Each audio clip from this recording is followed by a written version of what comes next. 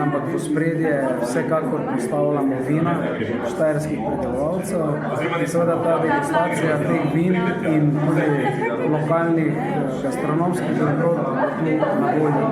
Prostor je prilagojen temu, imamo eno izmed daljših mest v mestu, za katero bo možno posesti 20 ali več ljudi. Zraven bodo pa seveda uporabniki lahko uživali ne samo v vodeni degustaciji, tudi v digitalnem doživetju, se pravi na voljo in tudi digitalna izkušnja, digitalni sommelier. Na vse zadnje pa tudi kulturna intervencija, ki se je zgodila s pomočjo kulturnih ustanov mariborskih, predvsem umetnostne galerije Maribor, ki pa je poskrbela za to, da je na vsaki steni, vsakem kotičku tudi en kulturni artefakt, ki ima svojo zgodbo in je seveda tesno povezan z mestništvom.